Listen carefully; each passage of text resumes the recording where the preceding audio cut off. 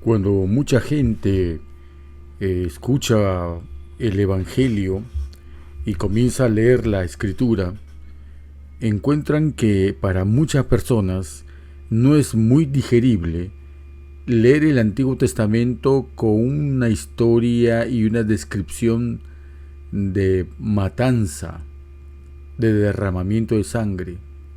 Sin embargo, en el Nuevo Testamento también hay derramamiento de sangre. Y es en el mismo Hijo del Eterno que vino a la tierra y que es sacrificado para dar por término al sacrificio de los animalitos, al dejar que ya en la Pascua que él celebró con sus discípulos, le dijo que bueno, que ahora ya no iban a comer un cordero asado con hierbas amargas, sino que iban a tomar el vino y el pan como el nuevo pacto. Entonces muchos entienden el nuevo pacto como que al cesar los sacrificios, cesaron todas aquellas ocasiones en las cuales se celebraban los sacrificios. Y no solamente echan por tierra eso, sino que empujan en ese mismo paquete las lecciones morales y resguardos espirituales que tiene la verdad. Por eso muchos leen y se basan en la letra diciendo, yo no leo esto en el Nuevo Testamento. Y detrás de esas frases lo que hay es una satisfacción de querer pretender modificar el Evangelio para los apetitos naturales que tiene el hombre. Si nosotros recordamos, el hombre fue creado limpio, puro, impoluto, sabio, sereno, y cuando él peca, se le instala en él, al irse el espíritu, que siendo él el templo divino, sale el espíritu y en su lugar entra la depresión, la tristeza, la melancolía y otras cosas más por ese estilo. Pero también con eso, como un sustituto a la añoranza de tener una satisfacción interna, se instala lo que se llama la naturaleza caída del hombre, que es contraria a la voluntad divina. Tiene el hombre y tenemos nosotros una gran afinidad con el mal. Nacimos todos nosotros con la tendencia a ser amigos de Satanás.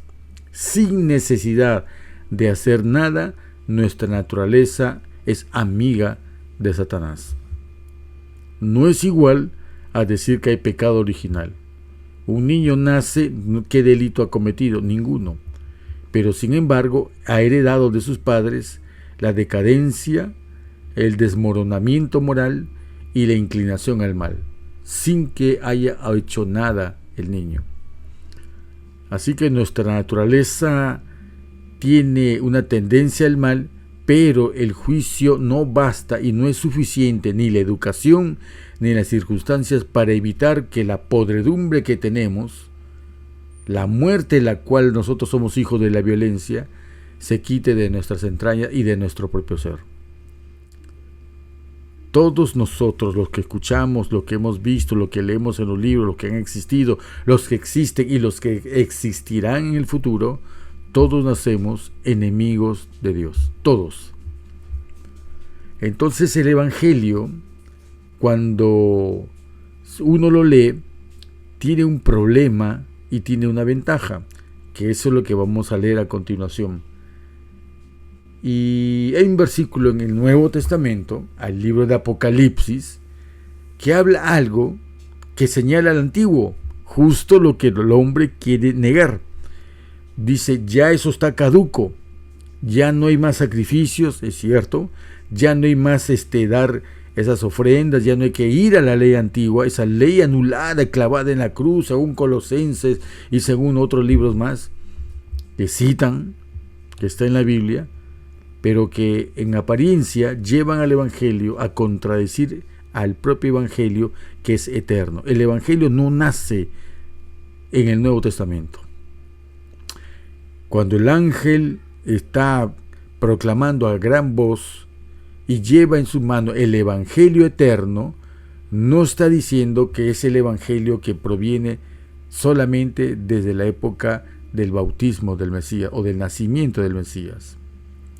Al mencionar el Evangelio eterno, está hablando desde que en el cielo hubo un plan de salvación para que el hombre y que el Hijo del Eterno decidió venir, dejar todos sus privilegios celestiales, hacerse humano, vestirse de nuestra propia humanidad caída, que en su época fue de 4000 años, lo suficiente como para que la raza fuera exterminada con un diluvio como lo hubo anteriormente, pero por su presencia y nacimiento en esa época evitó ser barridos o ser reseteados como lo fue en el diluvio.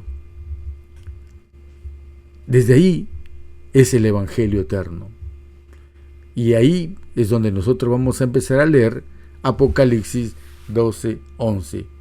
Y dice, hablando de los 144,000, hablando de los salvos selectos, que serán quienes proclamen al mundo que nunca conoció el Evangelio, las verdades preciosas que tiene el Evangelio, pero sin una mezcla de error ni de mentira en sus bocas.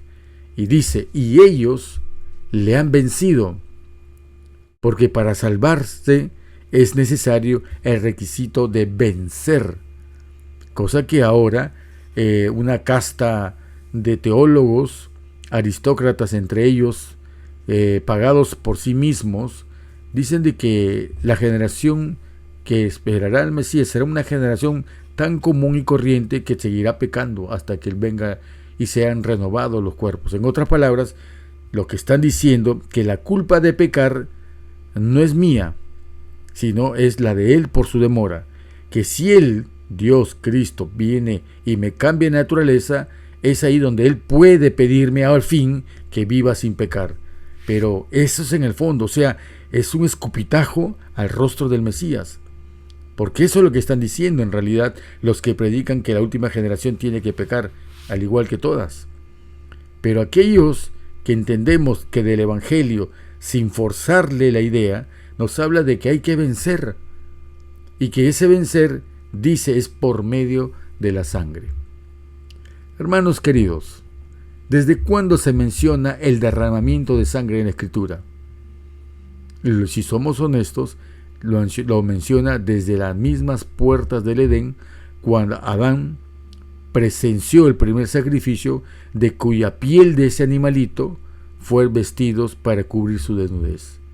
Desde esa época hasta la época en que los 144,000 han vencido por medio de la sangre, están diciendo por medio de los sacrificios o del gran sacrificio que hubo desde la eternidad, que era primero un símbolo, la sombra, pero que después, cuando vino el verdadero sacrificio, sigue vigente la utilización de la sangre para ser salvo. Y por medio de esa sangre que hemos visto en capítulos anteriores, es sinónimo de vida. Sangre es sinónimo de vida, y sinónimo de vida es espíritu. Nunca olviden, y siempre lo voy a recalcar en cada tema, todos nosotros somos creados a fin de ser templos vivientes del Espíritu del Padre. Todo ser inteligente en el universo está formado y diseñado para ser un templo viviente para el Espíritu Santo del Padre. Cuando el hombre pierde ese espíritu, toda la melancolía de sentirse vacíos fue inmediatamente llenado con los pecados que aturden al intelecto y a las finas fibras morales que tenemos. Por eso vemos ahora lo que vemos, que es realmente la ausencia de vida o la ausencia del Espíritu, pero que los que han de ser salvos, los que han vencido, dice la Escritura, es por medio de la sangre. Así de que, vuelvo como siempre hablo en cada uno de mis videos, y que tiene que ver la sangre con el séptimo día. Por eso el título no está exagerado. El título de este tema es El sangriento séptimo día. Y dice el texto, por medio de la sangre del Cordero ya no de animalitos, ya no de los palomas, ya no de nada de eso, por medio de la sangre del Cordero y de la palabra del testimonio de ellos, y menospreciaron sus vidas hasta la muerte. Bien, ahora he puesto como primer punto, lo he titulado el anatema del séptimo día. ¿Qué? ¿Desde cuándo el Shabbat es un anatema? O mejor dicho, ¿desde cuándo lo que se considera como séptimo día se convierte, lejos de ser una bendición, y es realmente una maldición? ¿Saben desde cuándo? No lo he colocado acá, pero me atrevo a decirlo como es parte de un próximo video. Es que ustedes saben cómo se llaman los lugares en los cuales la gente se va a embriagar. Se le dice cantinas, correcto. Bueno, en mi país lo conocen como cantinas, bares y otros antros. Bien, no es exagerado decir de que las iglesias sabáticas, muy aparte por no estar en el séptimo día, correcto, muy aparte, ojo, supongamos que ellos estén adorando en el día correcto, en los templos sabatistas o sabatarios, vamos a comprobar que lo que se da como alimento no es un alimento, sino es una bebida que embriaga a los demás. ¿Exagerado? Claro que no, hermanos, porque si ustedes leen el Apocalipsis, la gran ramera dio de beber a todos, y entre ellos a sus hijas, y sus hijas tienen un evangelio que es bebida alcohólica. En otras palabras, las iglesias se han convertido en las cantinas espirituales, donde la gente no recibe el alimento, sino que recibe cosas fermentadas, porque el fermento del azúcar, de lo emocional, el fermento de ese mensaje concluye en alcohol. Por eso vemos a tanto diabético espiritual, tanto cirrótico espiritual, tanto enfermo espiritual, porque lo que tienen y creen que es alimento es simplemente alcohol. Y vayamos al texto, el anatema del séptimo día, y lo basamos en Gálatas. Estoy maravillado de que tan pronto os hayáis alejado de que os llamó por la gracia de Cristo para seguir un evangelio diferente. ¿Hay 2 evangelios? ¿3 evangelios? No. Y Pablo, mire lo que dice acá en Gálatas. No que haya otro. Bueno, hay iglesias que traen otro evangelio, como por ejemplo traen el libro de Enoc, el libro de los jubileos, hablan de los Anunnaki, hablan de todos los una serie de cosas mitológicas que ya no estudian el evangelio, la Torá, sino que se han puesto a ser doctos en libros extrabíblicos y fuentes no autorizadas, para decir la verdad. Apócrifos, diría yo también. No, y Pablo dice, no es que haya otro. Entonces, ¿cómo puede haber un evangelio diferente si es que no hay otro? La manera más rápida de cambiar algo no es cambiar del todo, sino es modificarlo, alterarlo. Eso se llama corromper. Así de que el evangelio diferente se basa en la Biblia, leen los mismos textos, van a iglesias que se dice que son el pueblo escogido de los últimos tiempos, van a un sitio que son el Israel moderno, tanto en mesiánico como en cristianos, y no es que haya otro, sino que aquí viene la explicación que dice el mismo Gálatas, en lo que dice, no que haya otro, sino que hay algunos que os perturban y quieren pervertir el evangelio de Cristo. Y esta es la palabra, hermanos, pervertir el evangelio, pervertir en los tiempos y la ley. ¿Pero qué tiene que ver la ley con el evangelio? Total, ¿no dice la escritura de que ya todo eso está clavado? Bien, hermanos, vamos a seguir leyendo. Mas si aún nosotros, o sea, da la posibilidad de que un apóstol, un hombre consagrado, como lo fue Aarón, que Dios lo señaló como sacerdote, que Moisés lo reconoció y le ungió como profeta y sacerdote, sumo sacerdote para el pueblo, ante todo era un dirigente mundial reconocido, y así como él hizo un becerro de oro, no es imposible que los pastores, que todos aquellos altos dirigentes de las iglesias se conviertan en el demonio vestido de hábito para enseñar la tea infernal de un evangelio corrompido. Y lo vemos, ¿no? Hemos visto a vacas sagradas que llenan estadios y aprovechan para introducir el azúcar que fermenta finalmente en alcohol y que crea principios como decir de manera descarada, y que muchos siguen a pesar, dice, por sus frutos los conoceréis, y la abundancia del corazón habla la boca. Dice estas vacas sagradas que ya no es importante el cuarto mandamiento, que no es importante el séptimo mandamiento, el séptimo día, sino que más importante es la unidad. Ese es el evangelio que están recibiendo. No es que sea otro evangelio apoyado en otra Biblia.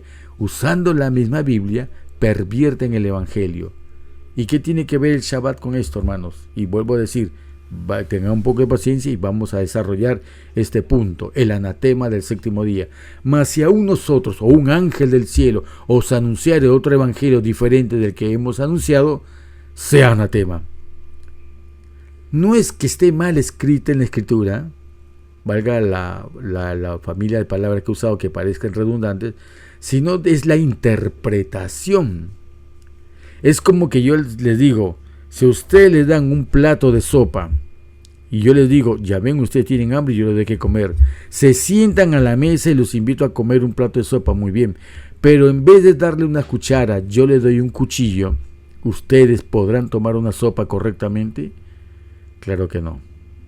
Muchos en la facultad de teología se van a estudiar la Biblia como quien se pone frente a una sopa, pero el método que usan es el método que la cual evitan que encuentren la verdad. Y entonces viene un maestro formado en las canteras de los jesuitas y que enseña el método que hay que cómo interpretar la Biblia, y que los demás están totalmente ciegos, ignorantes de este alto conocimiento que ahora ellos tienen. La teología putrefacta de los cabeza de iglesia. Versículo 9. Como antes hemos dicho, también ahora lo repito, dice, o sea, repite, si algunos predica un diferente evangelio del que habéis recibido, sea anatema. Entonces, si alguien predica de que el cuarto mandamiento, el séptimo día, no es tan importante sino la unidad, ese hombre que ha traído a la iglesia el evangelio o un anatema, es un anatema. Versículo 10. Pues, ¿busco ahora el favor de los hombres o el de Dios? ¿O trato de agradar a los hombres? Pues si todavía agradara a los hombres, no sería siervo de Cristo.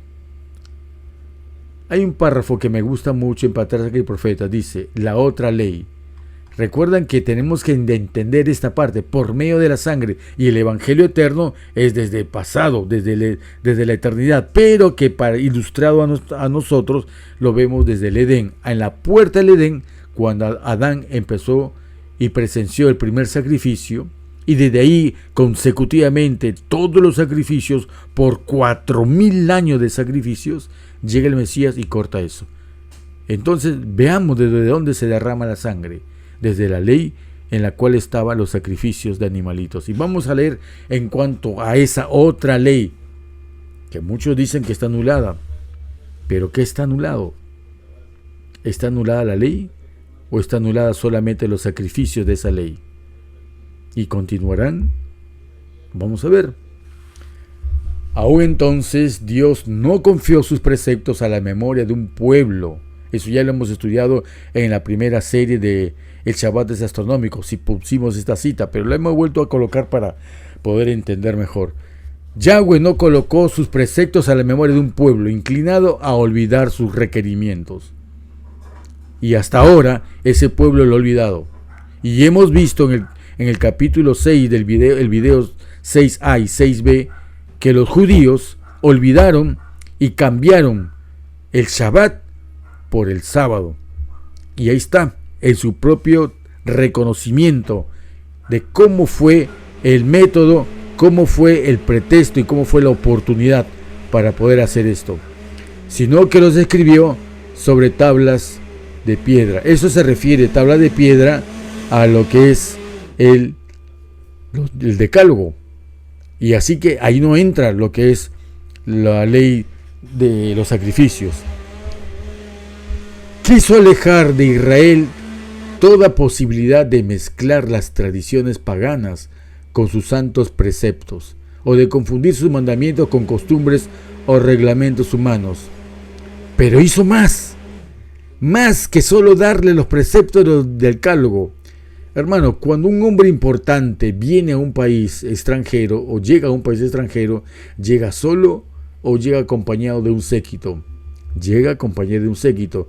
Cuando un presidente de potencia, por ejemplo, sea Norteamérica, Rusia o China, vienen solos y se presentan en un país extraño, no, vienen con guardaespaldas. ¿Por qué? A fin de preservar que nadie les haga daño. Bien, entonces, si es algo tan importante que se nos ha confiado del cielo, como lo que vino en la tabla de la ley escrita en piedra, ¿haría Yahweh de desamparar la ley y lanzarla, permitir que un pueblo la reciba, que es este pueblo inclinado a olvidar? Pues no, dice aquí, hizo más que solo darles los preceptos del decálogo. A Moisés, la parte que estoy leyendo acá, la parte que está resaltada, a Moisés se le dijo que escribiera como Dios se lo había mandado. ¿Qué cosa le mandó Dios? Que registrara los derechos y leyes. ¿Qué cosa? Que contenían instrucciones minuciosas respecto a lo que el Señor requería.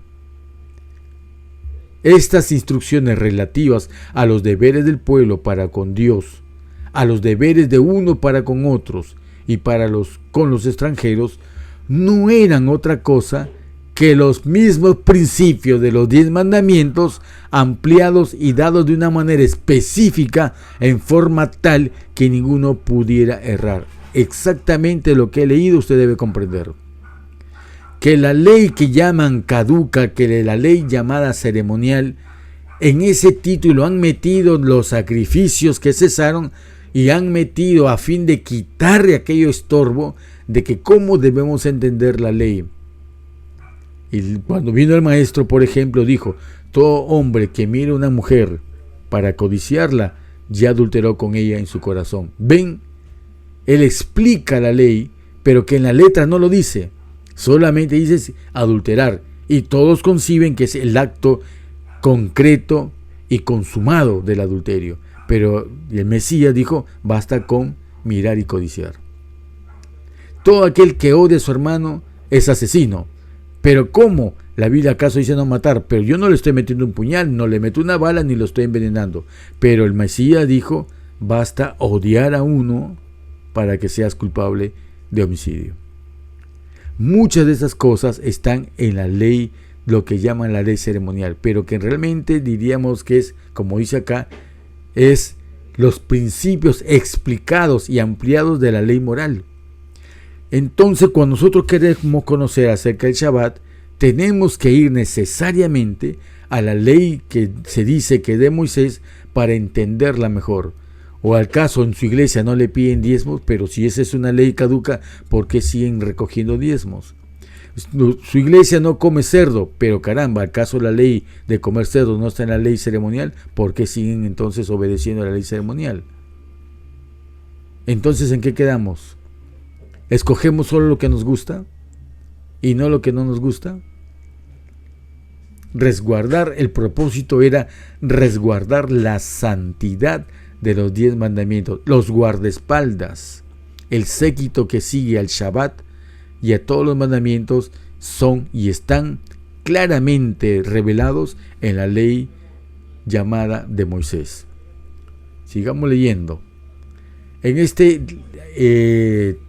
párrafo de Sign on the Times del 21 de marzo de 1895, me encanta lo que ella dice, lo que escribe en Deuteronomio 4.6, acerca de Deuteronomio 4.6. Dice, las palabras de Moisés e Israel en lo relativo a los estatutos y leyes del Señor, mal llamada ley ceremonial, son también palabras de Dios para nosotros. Al decir son también, quiere decir que en tiempo presente no fueron anuladas, sino que advierte que son también para nosotros, tiempo presente, las palabras de esa ley que dicen que fue anulada y clavada en la cruz. Y él dice: guardadlos pues y ponedlos por obra, porque esta es vuestra sabiduría y vuestra inteligencia ante los ojos de los pueblos. Pregunto, ¿qué se puede clavar en la cruz? ¿Lo bueno o lo malo? Esta ley, como está mezclada en la mente de todos los evangélicos, nuestros hermanos también sabatistas y sabáticos, que creen que todo está anulado y solamente guardan el sábado, ellos creen que porque se han eliminado los sacrificios, las ofrendas agrícolas y las penalidades como el apedreamiento o actos quirúrgicos como la circuncisión, creen que todo está anulado, pero convenientemente insisten en los diezmos para enriquecerse en esa empresa multinacional que tiene franquicias y que cada franquicia debe responder con un éxito en las metas económicas. Para ahí sí no está anulado esto. Pero el resto, para nosotros, esas palabras de la ley de Moisés, debemos guardarlos y ponerlos por obra porque es nuestra sabiduría. ¿Cómo sabemos que el Shabbat se guarda de puesta a puesta del sol? Porque hemos ido a los estatutos que hablan acerca del día de expiación y como tal, todas las fiestas que tienen que ver con el santuario apuntan a entender y a cautelar la santidad y el correcto entendimiento de lo que es la ley del decálogo. Y el Shabbat se debe entender y se explica a sí misma a través de las leyes que están en la ley de Moisés. Y así como he puesto este ejemplo, hay muchos más, pero vamos a seguir leyendo, los cuales toda la gente que nuestra sabiduría y la inteligencia proviene no solamente de tener el decálogo, porque si tú llevas el decálogo solo, van a venir personas, por ejemplo, que tienen la homosexualidad femenina y dice, ahí no leo que sea malo que el amor carnal entre una mujer y otra mujer. El que viola a niños dirá, yo no leo en los 10 mandamientos que diga que es malo violar a un niño. Ok, es malo causarle contra su verdad, pero si lo enamoro y le regalo cosas, en otras palabras, si yo seduzco a un niño, ya no es pecado, porque la Biblia no lo dice, no está en los 10 mandamientos. ¿Es correcto eso, hermanos? La Biblia no dice que es malo meterse heroína, cocaína o fentanilo. No dice que es malo venderlo. Entonces, como uno dice, ¿puedo hacerlo? Hay gente bastante tonta, bastante torpe, pero no lo es porque lo sean así, sino que se dan cuenta de que ellos quieren que su naturaleza carnal encuentre justificación en el Nuevo Testamento.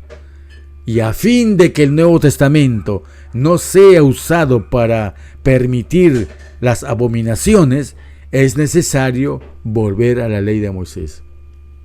Entonces tenemos que volver a oír los estatutos porque es nuestra sabiduría y nuestra inteligencia ante los ojos de los demás pueblos. Y la gente dirá, ciertamente, pueblo sabio y entendido y nación grande es esta.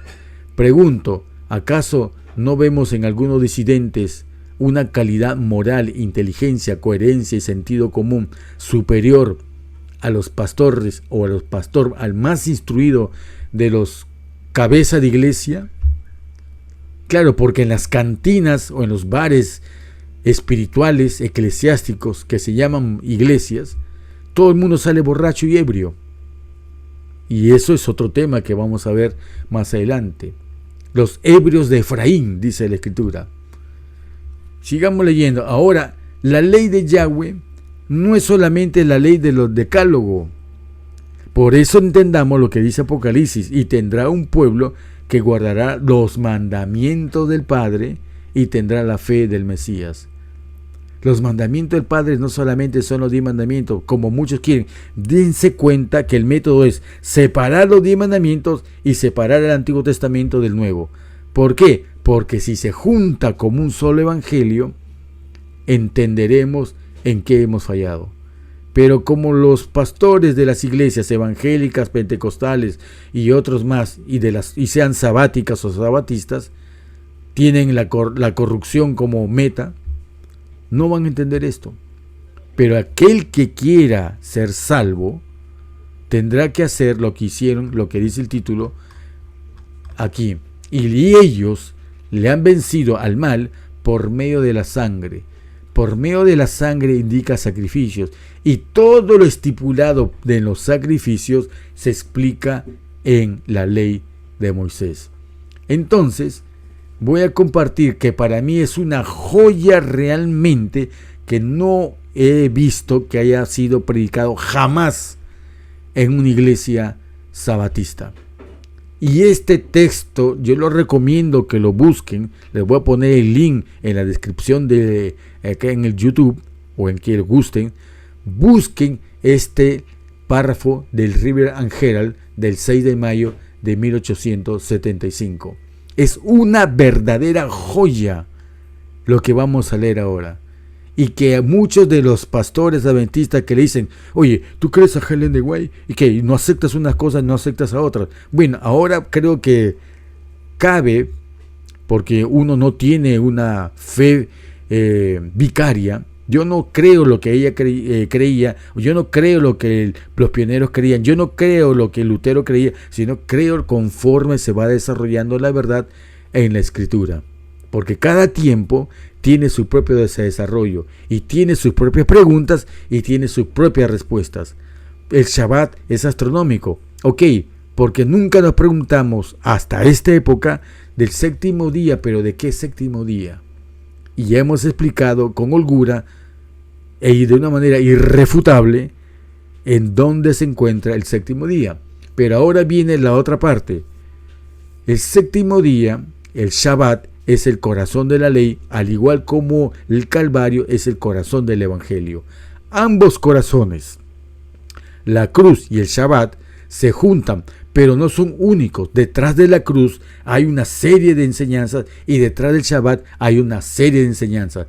Toda la ley escrita en tablas de piedra y toda la ley dada a Moisés, su corazón, su esencia, todas dan un rayo, un haz de luz al Shabbat, y este refleja en representación de toda la ley. Así como un presidente llega con un séquito a un país, él representa a toda la nación de donde proviene.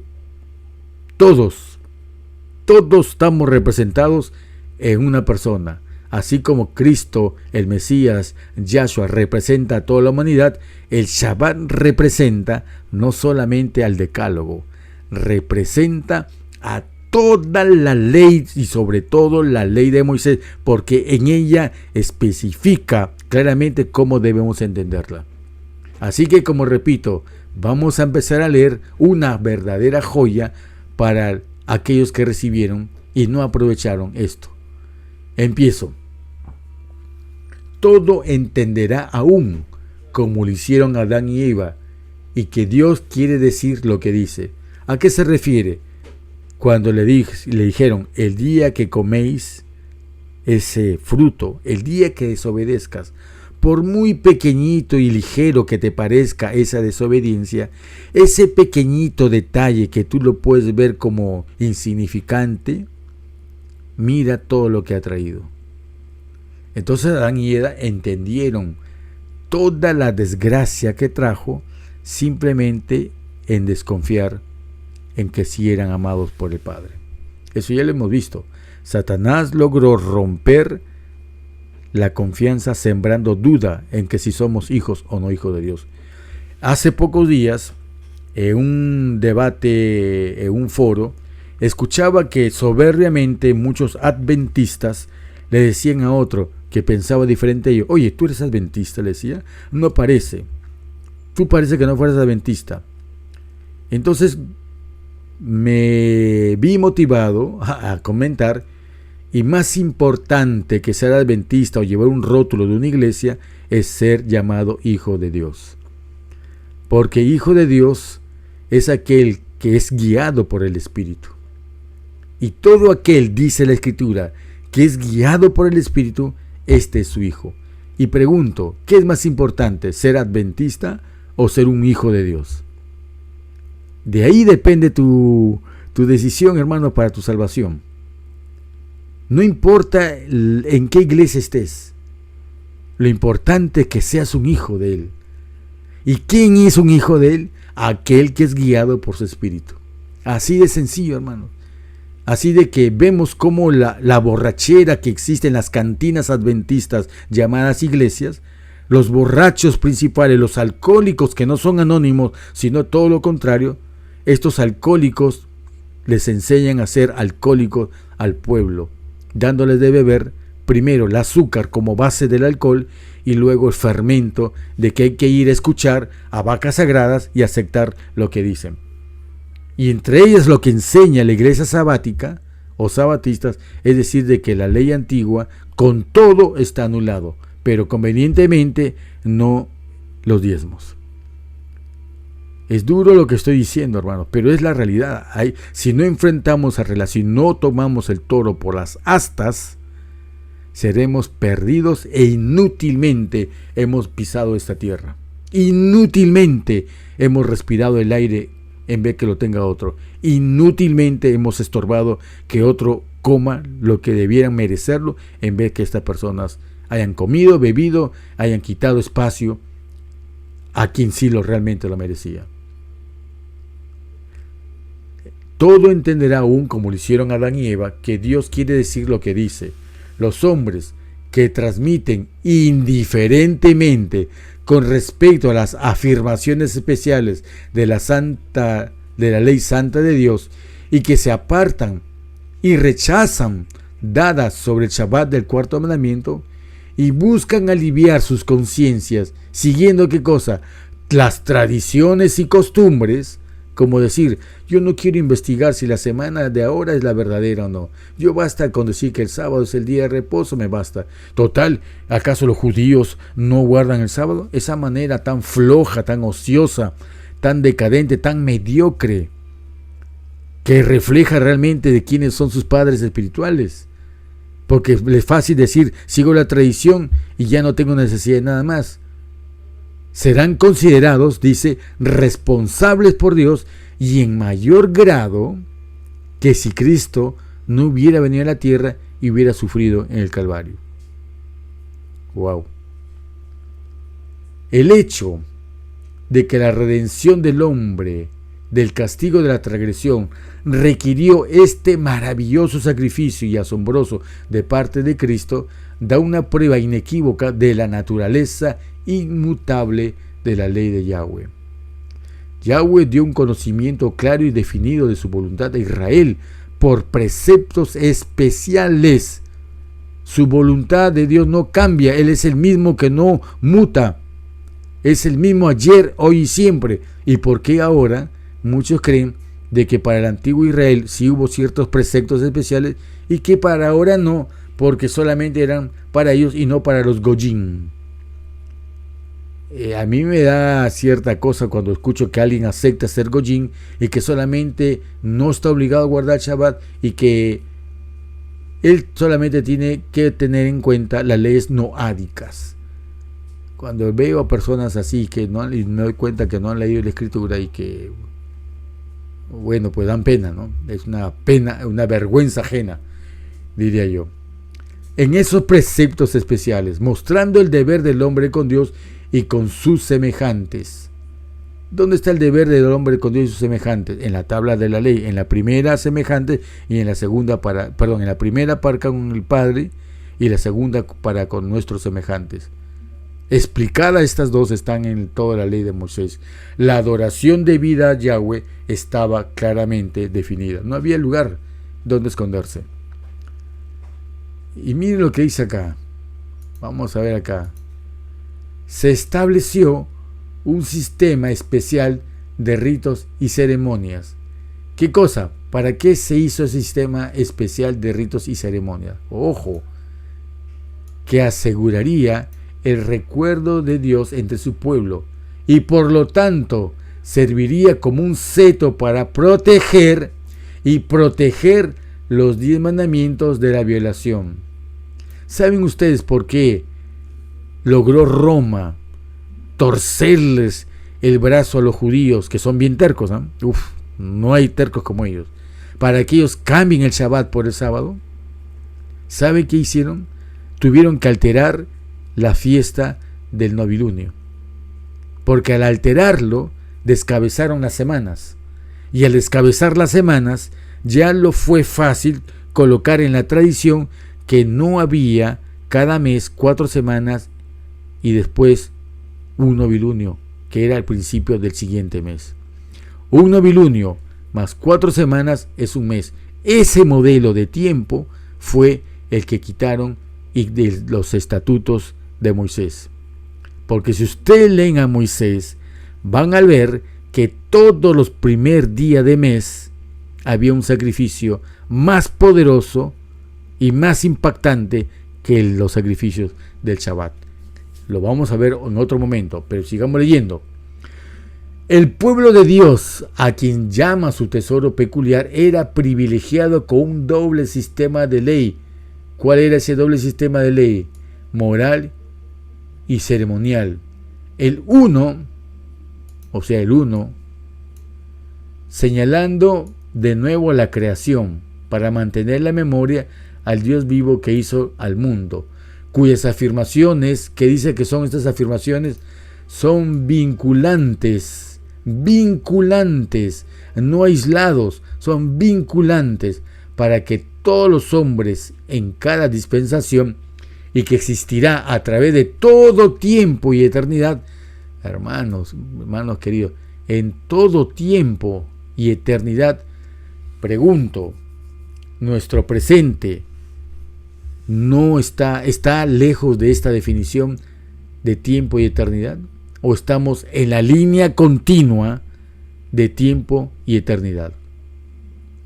Si somos honestos, que es lo que falta en muchos, vamos a notar que todo tiempo y eternidad nos corresponde también tener Y en el otro lado dice, por la transgresión del hombre de la ley moral y de la obediencia, a la que consistía en ¿qué? En sacrificios y ofrendas. Hermano, estoy viendo el pasado. En el pasado había sacrificios y ofrendas, pero era algo que señalaba al futuro, que ya llegó a los 4000 años. Pero esos sacrificios y ofrendas cesaron aquí en la tierra, pero están vigentes en el cielo. ¿De acuerdo? ¿Y qué dice? Estos sacrificios y ofrendas que apuntaban a la futura redención. Pregunto, ¿la futura redención llegó o está pendiente? Háganse esa pregunta, hermanos. ¿La futura redención llegó ya o está pendiente? Si me dicen que ya llegó, ¿por qué no estamos en el cielo? ¿Por qué no se acaba de una vez toda esta cadena infernal de muerte, desgracia y sufrimiento y dolor? ¿Por qué? Porque si ya tenemos redención, ¿qué otra cosa faltaría para ser salvos? ¿O es que le encanta al cielo mirar cómo sufren los demás? ¿Ah? Cada uno, miren lo que dice acá, tanto la ley moral como la ley ceremonial, cada uno es claro y distinto del otro. De la creación, la ley moral era una parte, no todo, una parte de la esencial del plan divino, y era tan inmutable como él. ¿De acuerdo? Sigamos ahora leyendo. La ley ceremonial, que todos dicen que ya acabó porque creen de que los sacrificios al cesar les da autorización para todo mandarlo a la basura. ¿Cómo pueden decir que lo mandan al tacho de la basura cuando esos sacrificios representaban al Mesías? O sea, ¿era basura lo que representaba al Mesías? Clavado en la cruz porque era contra nosotros. Era contra nosotros toda la ley que dice que era para salvaguardar al decálogo. ¿Qué entonces? ¿Cuál es el rol de la ley ceremonial? Y miren lo que dice acá. La ley ceremonial era responder a un propósito particular del plan de Cristo para salvación de la raza humana. Hubiera colocado el Padre, hubiera necesitado el Padre solamente por vanidad o capricho, por lo que quieran, crueldad si quieren, que se permita la muerte de tanto animalito, solamente porque era así o porque era algo, un propósito particular en el plan de Cristo para la salvación de la raza. El sistema típico de sacrificios y ofrendas se estableció que a través de estos servicios el pecador podría discernir ¿qué cosa? La gran ofrenda que era Cristo. Ok, ya terminaron las ofrendas de animalitos, vuelvo a repetir, pero la ofrenda sacrificada sigue derramando su sangre en el santuario celestial. O sea, simplemente tendríamos nosotros que revisar la ley ceremonial y sustituir, así como hemos visto que cuando leamos sangre, cambiémosle por vida, porque dice la misma Biblia que la sangre es la vida. Entonces cambiemos la palabra sangre por vida, y cuando veamos en el Antiguo Testamento el derramamiento en las ceremonias del santuario, el derramamiento de sangre, digamos vida, y que esa vida Cristo vino y nos mostró que es su Santo Espíritu que se da a nosotros siempre. Entonces, si nosotros podemos ver esa plantilla que ahora Él nos ha dado en el libro de Hebreos y Apocalipsis y la colocamos sobre la lectura de la ley ceremonial, como digo, cambiando la palabra sangre por vida y viendo que la sangre, siendo vida, es también el Espíritu Santo en nosotros, es el Espíritu Santo en nosotros quien realmente nos santifica para estar presentes ante el Padre y el Hijo. ¿Acaso no decimos que la ley ceremonial, la sangre purificaba al pecador? Y que ahora el Nuevo Testamento debemos entender con la enseñanza del Antiguo Testamento que solamente tener al Espíritu Santo puede darnos la santidad y la idoneidad de estar presentes ante el Padre y el Hijo. No es difícil entender esto, hermanos. Pero miren lo que pasa con los sabatistas y miren lo que pasa con los judíos. Pero los judíos estaban tan cegados. ¿Por qué problema? Por el orgullo del pecado. Y si ellos estuvieron cegados para no entender la gran ofrenda, ¿qué nos impide entender la ley ceremonial? El orgullo y el pecado. El orgullo de sentirse superior y decir, esto está anulado, por lo tanto somos libres de obedecer la ley, no tenemos que guardar Shabbat, como dicen muchos evangélicos. Y que los adventistas del séptimo día dicen, bueno, esto es letra antigua, nosotros solamente tenemos que guardar el sábado. Y todavía observan, ¿y ustedes qué hacen en esos días? ¿Y para qué se reúnen en esos días? O sea, no, mirando como bichos raros a algo que no han entendido y que hoy tienen que entender si son honestos. Solamente pido honestidad cuando estemos leyendo o viendo este video. Lo que nos ciega para entender la ley ceremonial en su correcto y propósito es el orgullo y el pecado. Y él dice acá que solo pocos de ellos podían ver más allá. Pocos, repito, pocos de ellos, y actualmente pocos son los que pueden ver más allá de la muerte de las bestias como una expiación por el pecado. Porque se señalaba ¿a quién? ¿A quién señalaba todo eso? Señalaba aquí, mis queridos hermanos. Señalaba la gran ofrenda que es Cristo, hermanos. ¿Entienden, amados hermanos? Esta es la gran ofrenda. Cristo es la gran ofrenda. La ley ceremonial, miren lo que dice la autora, que nunca lo he escuchado en los infinidad de décadas que llevaba en la iglesia sabática.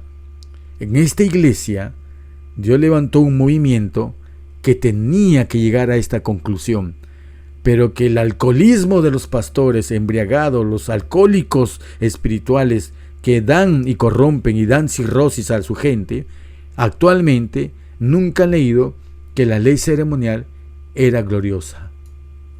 Sí, era gloriosa. ¿Pero por qué? Porque era la provisión hecha por el mismo Cristo en consejo con su Padre. ¡Wow! No es algo que a Moisés se le pudo ocurrir como para hacerlo, o que se le dio a Moisés como una cosa así de segunda mano. No. ¿Por qué tenía que separarse una dentro del arca y la otra al costado del arca? Simboliza simplemente que el plan de redención no iba a ser para siempre. Por lo tanto, iba a tener solo su momento, pero que iba a acompañar al plan de creación, que ese sí iba a ser eterno, lo que estaba dentro del arca. No es difícil entender la ley ceremonial, hermanos. Y esta provisión era para ayudar en que en la salvación no del judío, sino en la salvación de toda la raza humana. Toda la disposición del sistema típico se fundó en ¿quién? ¿En quién se fundó todo esto, hermanos? ¿En quién? Para quedarnos solamente con esta idea. ¿En quién, amado hermano? Se fundó en Cristo, hermanos. Toda la ley ceremonial, toda la ley que nosotros despreciamos como si fuera caduca y clavada en la cruz, todo eso fue un sistema que se hizo con el Padre y con el Hijo, y que todo ese sistema lo fundó el mismo Mesías. O sea, es desechable como si fuera moco de pavo. ¿Quién enseña o minimiza este gran consejo de salvación para el hombre? En sus iglesias, en sus ministros, en sus pastores. ¿Quién enseña eso? Quien enseña eso está ofendiendo y abofeteando el rostro del Mesías, como diciendo que tú eres el Hijo de Dios, tal como lo hicieron en el juicio previo a su crucifixión. Adán vio a Cristo prefigurado en la bestia inocente sufriendo el castigo de su transgresión de la ley de Yahweh. La ley de los tipos llegó a Cristo. Toda esperanza y fe se centró ¿en quién? En Cristo, hasta que el tipo alcanzó el antitipo, o sea, la sombra encontró su verdadero motivo en su muerte. Pregunto, ¿las sombras son malas? Prometí compartir, y eso va a ser en otro video, porque este video de por sí es bastante sustancioso, lo que habla acerca de que por qué nosotros tenemos que regirnos cuando hablan contra lo que comemos, lo que guardamos y otras cosas más. Y eso lo vamos a explicar más calmadamente, porque ahorita si lo hago va a ser muy apresurado. Pero toda sombra, para que haya sombra, significa que hay una luz que ilumina a algo. Muchos miran la parte negativa, como si pongo un vaso de agua por la mitad. Ah, está medio vacío. Y otro dice, ah, no, está medio lleno. Todos aquellos que ven una sombra como algo para quitarlo, es porque son los deprimidos en la fe, los melancólicos espirituales. Pero aquellos que tienen el dinamismo de la fe dicen, no, porque si hay sombra indica que hay luz. Algo está alumbrando que todavía no llega a nosotros, y esa luz nos es llevada a entenderla a través de la sombra que percibimos. Ok, sigamos leyendo. Los estatutos y juicios que especificaban el deber del hombre con sus semejantes estaban llenos de instrucción importante, definiendo y simplificando los principios de la ley moral, con el propósito de aumentar el conocimiento religioso y de preservar el pueblo elegido de Dios, distinto y separado de las naciones idólatras. Hermanos, yo les voy a pedir que ustedes lean, detengan este video y lean, o vayan al link que voy a colocar, o vayan al título que he puesto acá. ¿De acuerdo? A este título que he puesto acá. Vayan acá al River Herald, 6 de mayo de 1875. Léanlo. Les ruego que lo lean. Nunca lo hemos leído, nunca lo han hecho leer. En vez de estar perdiendo tiempo en los Shabbat, viendo otra literatura, dedíquese a leer esto juntamente con la Escritura. Los estatutos relativos al matrimonio, la herencia y la justicia estricta se tratan unos a otros, eran peculiares y contrarios a las costumbres de otras naciones y fueron diseñados por Dios para mantener a su pueblo separado de otras naciones. La necesidad de esto, de tener la ley de Moisés, para preservar al pueblo de Dios de volverse como las naciones que no tenían el amor y el temor de Dios, es la misma en esta era corrupta. Perdón. La necesidad de tener esto para preservar al pueblo de Dios era solamente para el pasado, que dice acá, que es la misma en esta era corrupta. Es la misma. Es la misma, hermanos. Es la misma, acá lo voy a poner. Es la misma. No me voy a cansar de decir, no voy a olvidarme jamás de yo tampoco de esta gran verdad. La necesidad para preservar al pueblo de Dios de la corrupción que existe es la misma de aquel entonces para nosotros.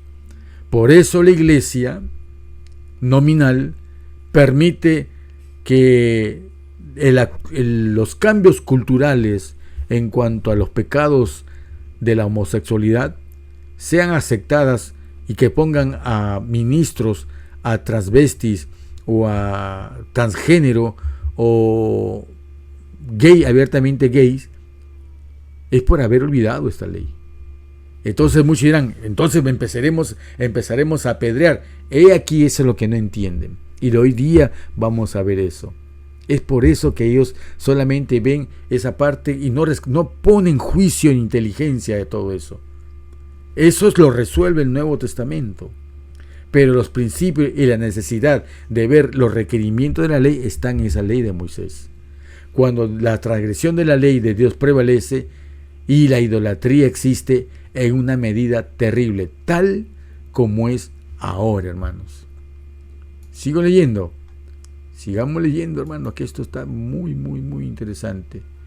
Si el antiguo Israel necesitara tal seguridad, nosotros lo necesitamos más para evitar que nos confundan totalmente con los transgresores de la ley. Claro, una iglesia cuyas clínicas practican el aborto, una iglesia que permite ya comer carne de cerdo, porque dicen que el cerdo cuando fue criado no tiene parásitos, ya puede ser consumido. Una iglesia que permite, autoriza, da de los diezmos que mandan mundialmente y de esos diezmos paga a ministros que no cumplen los requisitos y a las iglesias mantiene para fomentar el pecado.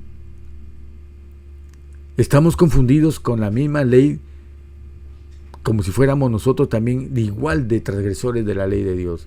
Y solamente ha quedado la careta de que el sábado es el día de reposo y el resto como que no importa. Pero hasta el sábado está corrupto, porque no es el verdadero séptimo día. No es mi tema, ya lo vimos, pero repasa. Se dan cuenta, es ya una iglesia que está por los suelos.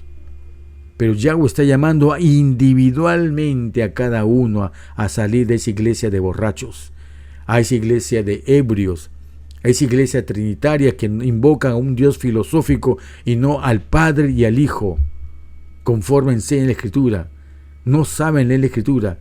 Y colocan el comentario de un ser que nunca fue al cielo y que muere. Le tratan de que esa persona quite valor al comentario del único que sí fue al cielo, bajó al Averno, subió y que nos dio el testimonio de que el Padre es uno y que tiene un solo representante en la tierra que es su Hijo. O sea, a quien es genuinamente un testigo lo desprecian para poder introducir la aberración doctrinal del Dios filosófico llamado Trinidad. Y todo se les ha ido por las patas del burro, porque ahí empezó todo también. Dejamos de leer la Escritura y estamos siendo sustituidos sutilmente, poquito a poquito.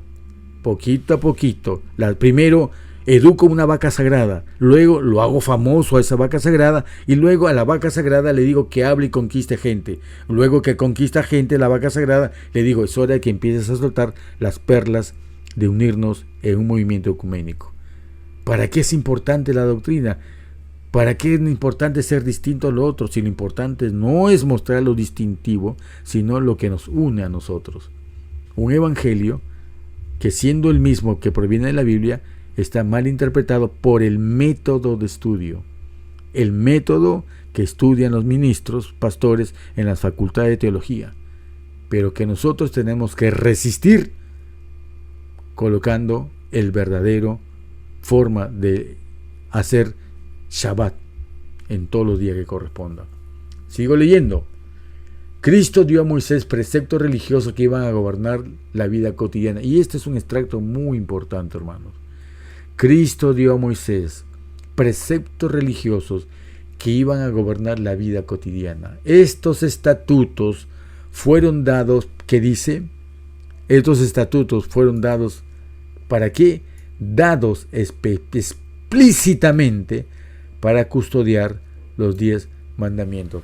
Por eso le es difícil, por orgullo y por pecado, a los pastores, a los teólogos, a los administradores, a los miembros de la junta de iglesia, les es imposible entender la ley de Moisés, porque esos mandamientos y estatutos fueron dados explícitamente para no entender mal los 10 mandamientos.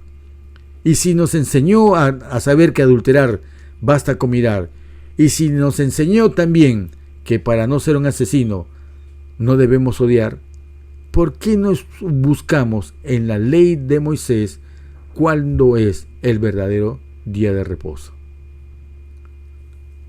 Porque si Roma permitiera a sus lacayos, a sus perros dominicanos, que sigan enseñando en nuestras iglesias, en nuestras facultades de teología, y si ellos permitieran que volviéramos a entender bien la ley de Moisés, inmediatamente se darían cuenta que tenemos en curso una estafa. Por eso no quieren en las iglesias que estudien estos temas. Por eso los pastores, los lacayos, las lombrices de esta tierra, los alcohólicos, los borrachos, los ebrios, los contaminados, los asquerosos, los hediondos, los malolientes, que el Mesías quiere inclusive vomitar cuando los ve a ellos, van a desnegar la importancia de la ley de Moisés. No eran tipos sombríos para morir con la muerte de Cristo. Hermanos, lean lo impactante que es estas declaraciones. No eran tipos sombríos para morir con la muerte de Cristo. En otras palabras, está clavado en la cruz. Tendrían que ser vinculantes para el hombre en todas las edades, todo el tiempo que el tiempo perdiera. Son vinculantes. Nosotros en el 2025 estamos exonerados de estar en la definición del alcance de ese tiempo. Por eso estamos como estamos en la iglesia, que da pena. Que vemos, lejos de ser hombres viriles puestos para dar el evangelio conforme a su propia fuerza, son cobardes y se han vuelto transvestis porque tienen disfrazado su género de ser llamados a ser los paladines. Se han convertido en las señoritas, en las muñecas, en los títeres del romanismo. ¿Por qué? Porque le tienen miedo al jefe de arriba, que es su jefe, que tiene otro jefe arriba, y ese jefe tiene otro jefe más arriba. Si un pastor quiere salvarse a él y a su familia, tendría que renunciar a todo esto, hermanos. Yo comprendo lo difícil que es estudiar una carrera, porque es una profesión. A veces es un llamado, una vocación, pero es una profesión que si dejan la profesión, ¿de qué van a vivir? Están acostumbrados a los paseos, a los viajes, a la sociabilidad, a la simpatía, a la retribución, que les es difícil realmente entender esto y tomar una decisión. O apresuran su jubilación y toman parte de la fe, o simplemente se sentencian para nunca más salir de esa trampa. Y entonces vendrá sobre ellos la marca sobre su mano, la marca de la mano paralítica. No pueden hacer las obras que Dios les pidió que hicieran. Qué desperdicio de tiempo y de bendiciones en estas personas. Qué desperdicio de haber pisado esta tierra en estos tiempos que se requería de ellos para dar la verdad. Estos mandamientos fueron aplicados por el poder de la ley moral. Ojo, son vinculantes, o sea, no están cortados, están unidos con la ley moral. Y claramente y definitivamente explicaron esa ley. Cristo se convirtió en pecado por la raza caída y al tomar sobre sí la condenación, descansando sobre el pecador de su transgresión de la ley de Dios. Cristo estuvo a la cabeza de la familia humana como su representante y había tomado sobre sí los pecados del mundo. En la semejanza de la carne pecaminosa, condenó el pecado de la carne. Reconoció las afirmaciones de la ley judía hasta su muerte. Cuando el tipo se encontró con el antitipo, es cuando hubo esa afirmación. En el milagro que hizo para el leproso, él le ordenó ir a los sacerdotes con una ofrenda conforme a la ley de Moisés. Y así sancionó la ley que exigía ofrendas. Pregunto, nosotros cuando recibimos un milagro o una bendición de parte del Padre, nos vamos conforme dice la ley de Moisés a presentar una ofrenda al Padre y al Hijo. ¿Y sabe lo que dice la iglesia institucional? Los nominales: traigan dinero a nuestras arcas. No todas las ofrendas son de dinero. ¿Ok? El hombre tiene muchas cosas que dar. Muchas. De todas ellas pide Dios ofrenda. Y primicias, como el tiempo, por ejemplo. Y así de que no se ha perdido la obligación de todo aquel que en agradecimiento presente una ofrenda conforme a la ley de Moisés. Y así sancionó la ley que exigía ofrendas. Los cristianos que profesan ser estudiantes de la Biblia pueden apreciar más plenamente que el antiguo Israel lo que significaba plenamente las ordenanzas ceremoniales que estaban obligados a observar. Hermanos, corto en esta parte y vamos a continuar en una segunda parte. ¿De acuerdo? Queridos amados hermanos, esto tenemos que digerirlo y hacer mucha oración, porque el día que rescatemos el propósito que tiene la ley ceremonial, vamos a ver que el corazón de la ley, que es el Shabbat, al fin va a tener plenamente todas las bendiciones para que por su sangre derramada podamos vencer para ser salvos en el corto tiempo que tenemos por delante. Así que hermanos, nos vemos en la segunda parte.